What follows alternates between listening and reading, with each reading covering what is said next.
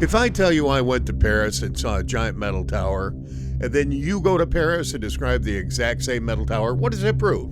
Proves Paris is real. Proves the tower is a physical object that exists outside our heads. But what if we have an hallucination? Dreams are random. If I dream about pizza and you dream about pizza, that's a coincidence. But there's a chemical, DMT, that breaks that rule. Thousands of people who have never met all report going to the exact same room and meeting the exact same entities. They're called the machine elves, and they're waiting for you. Today, we're not just talking about a drug. We're investigating a crime scene where the suspect is reality itself. Is this a brain glitch? Or did we just find the admin password to the simulation? First, let's clear the air. This isn't some hippie nonsense. The strongest evidence comes from the U.S. government. In the 1990s, Dr. Rick Strassman conducted a DEA-approved clinical study at the University of New Mexico. This was clinical, sterile. Doctors, nurses, heart monitors. Strassman expected his volunteers to see colors, or maybe relive some childhood memories. Standard brain misfires. Instead, over half the volunteers reported interacting with intelligent, independent beings. They didn't say, "I saw a ghost." They said, "I walked into a room and there were entities waiting for me." They described them as guides, helpers, aliens. And the creepiest part? The volunteers said the entities seemed surprised that a human had found the door. It wasn't a dream. It was a visitation. So who are these guys? Terence McKenna called them self-transforming machine elves. Imagine a basketball made of neon lights that can bounce itself into a Fabergé egg, and it wants to teach you a new language. That's the standard experience. But here's where it gets a little strange. It's not just people are seeing elves. They describe the same elves. Same behavior, same energy, same personality. One user says the elves are playful and curious, like children showing off toys. Another user, who's never read a trip report, describes identical behavior.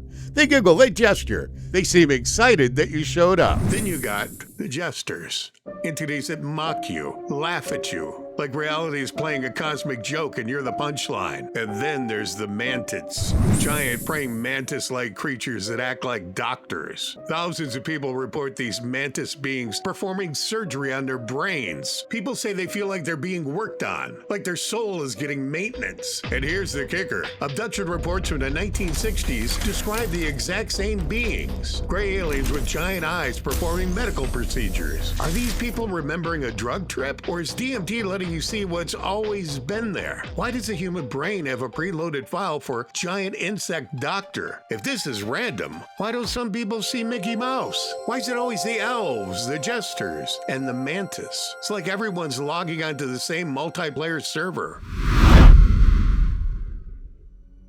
Now let's go back, way back, because if DMT is a portal, humans have probably been stumbling through it for thousands of years. Let's talk about Moses and the burning bush. In the Old Testament, Moses sees a bush that's burning, but not consumed. The bush speaks to him. It gives him the laws of God. Well, botanists have a theory. The area where this happened is populated by the acacia tree, Acacia nicolita. And the acacia tree has one of the highest concentrations of natural DMT on Earth. So picture this. You're alone in the desert. You're dehydrated. You burn some acacia wood for a fire. You inhale the smoke. Suddenly the bush is glowing and talking to you.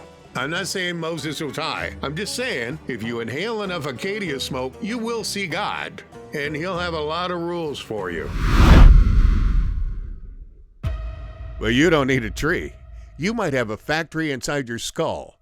This is a pine cone. It's the shape of the pineal gland in the center of our brains.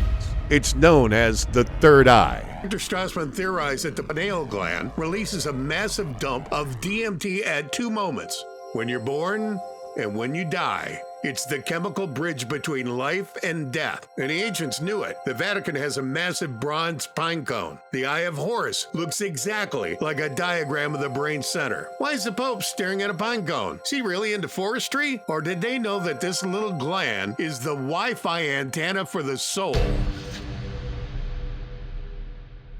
Okay, so if DMT is a portal, why? What is it actually doing to your brain?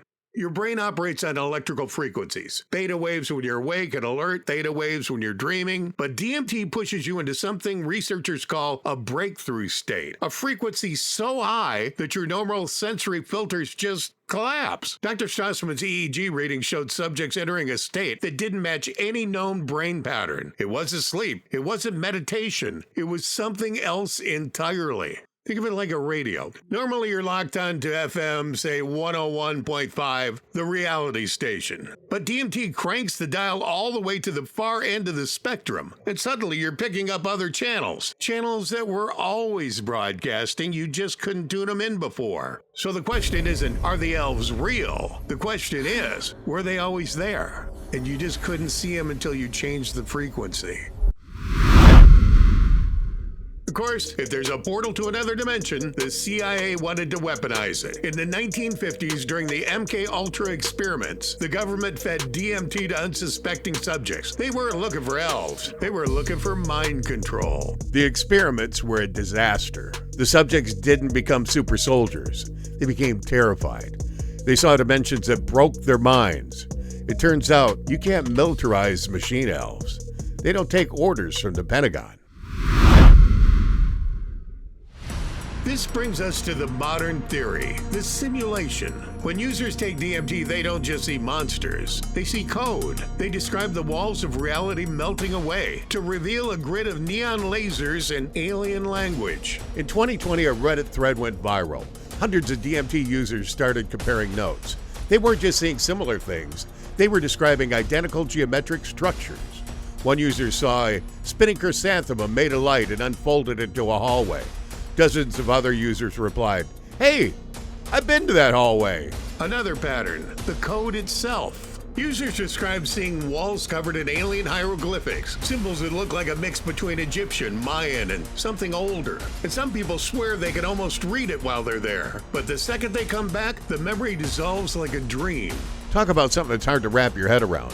In 2022, someone posted a video showing what happens when you shine a green laser into certain crystals while on DMT. Users reported seeing layered grids of code, like looking into the source code of reality itself, and multiple people independently started sketching the same patterns. If this is all just neurons misfiring, why does everyone's brain misfire in the exact same direction?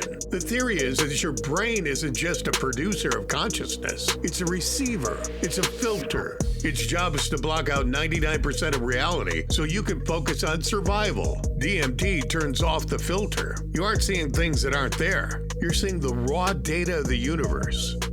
The elves might not be gods. They might just be the IT department, wondering how you managed to hack through the firewall. Wait, is that a human? So, is this a chemical glitch? Maybe. But when thousands of people report the same alien doctor performing surgery on them in a room made of lasers, I think we have to admit reality's a lot more fragile than we might think. Have you ever seen the elves, or is this something else altogether? Tell me in the comments. And if you want to see what happens when the government tries to hide bigger secrets, watch this video right here. I'm Alex, and I'll see you in the next dimension, right here on WTF.